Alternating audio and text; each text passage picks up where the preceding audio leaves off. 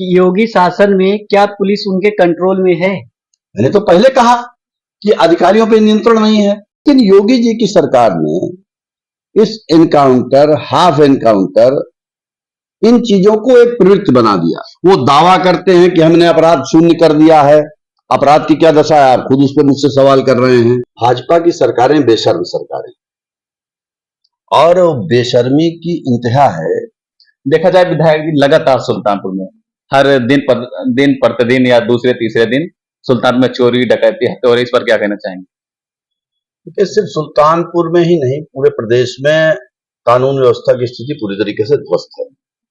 सरकार के माननीय मुख्यमंत्री जी और सरकार जितना भी दावा करे, लेकिन पूरे प्रदेश में न तो अधिकारियों पर सरकार का नियंत्रण है, न अपराधियों के मन में सरकार का कोई इकबाल बचा है। और जहां तक सुल्तानपुर का सवाल है, सुल्तानपुर में तो अपराधों की बाढ़ आई हुई, लगातार गंभीर अपराध हो रहे हैं, लेकिन पुलिस मुझको लगता है कि जिस कर्तव्य के लिए बनी है उन कर्तव्यों को छोड़ करके बाकी सारे काम कर रही है। और मेरा यह मानना है कि चूंकि माननीय जो जनप्रतिनिधि हैं भारतीय जनता पार्टी के, वो जन समस्याओं के प्रति उदासीन हैं, जन समस्याओं की तरफ उनका ध्यान नहीं है, जनता से उनका सीधा संपर्क नहीं है, और वो पूरी तरीके से मात्र सत्ता का सुख भोगने में लगे हुए हैं। इसलिए ना अधिकारियों पर उनका नियंत्रण रह गया है, ना जमीनी हकीकत अधिकारियों तक वो पहुंचा पा रहे हैं, और ना उनका जनता के दुख दर्द से वास्ता है। ये सारे कारण मिलाकर के ये स्थिति है कि पूरे प्रदेश में अपराधों की बाढ़ आई है, और सुल्तानपुर उसमें शायद नंबर 1। जनता के लिए दिखावे का काम रह गया है, मात्र पुलिस की वैन खड़ी दिखाई देती है, लेकिन समय पर कहीं 112 भी नहीं पहुंच पा रही। तो जब तक पुलिसिंग पे ठोस काम नहीं होगा, और जब तक माननीय मुख्यमंत्री जी, पूरी सरकार और उसके जनप्रतिनिधि उनकी मॉनिटरिंग नहीं करेंगे, तो अधिकारियों पे नियंत्रण नहीं होगा, और अधिकारियों पे जब नियंत्रण नहीं होगा तो फिर अधिकारी काम क्यों करेंगे? लेकिन विधायक जी, योगी सरकार ये कहती है कि हमारे अधिकारी और कि हर एक अपराधी का इनकाउंटर होता है, ये जातिगत होता है या वैसे होता है? इनकाउंटर ही अपने आप में एक अपवाद की स्थिति है।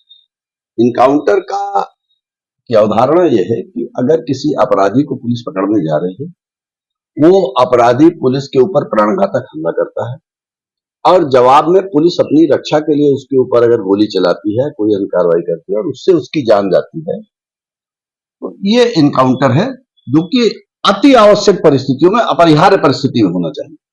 लेकिन योगी जी की सरकार ने इस एनकाउंटर, हाफ एनकाउंटर, इन चीजों को एक प्रवृत्ति बना दिया। और अब तो मुझे बड़ा कभी कभी आश्चर्य भी होता है कि जब लोग मांग करते हैं एनकाउंटर, एनकाउंटर यानी पुलिस के हाथ में न्याय की ताकत दे देना। अगर पुलिस के हाथ में न्याय की ताकत आप दे देंगे, तो फिर तो पुलिस का राज हो गया। पुलिस, न्यायपालिका का काम है, पुलिस को ही दे दीजिए, फिर न्यायपालिका की आवश्यकता कहां रह गई? एक चीज हम और जानना चाह रहे हैं कि योगी शासन में क्या पुलिस उनके कंट्रोल में है? मैंने तो पहले कहा कि अधिकारियों पर नियंत्रण नहीं है। उसकी वजह है कि माननीय मुख्यमंत्री जी का पूरा समय मात्र उत्तर प्रदेश की जनता को भ्रमित करने में जाता है।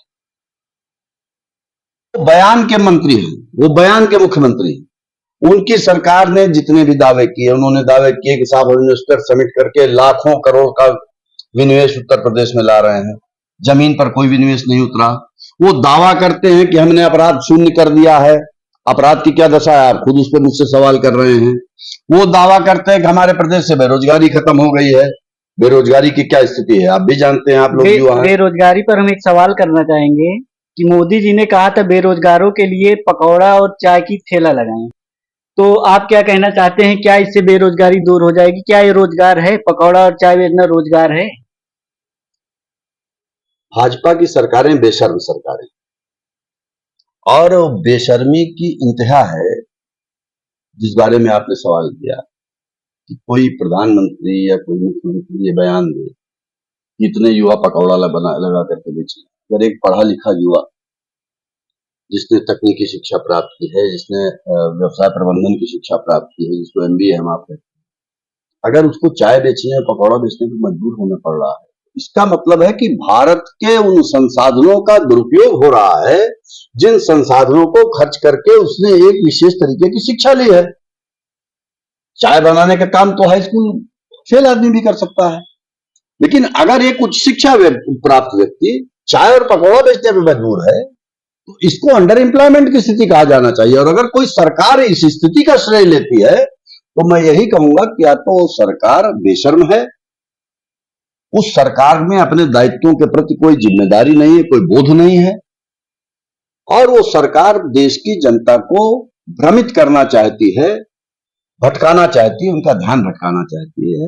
जी देखा जाए अभी हमारी टीम एक लोग खास बातचीत की इसी मुद्दे को लेकर, जिस तरह सुल्तानपुर में हत्याएं हो रही है।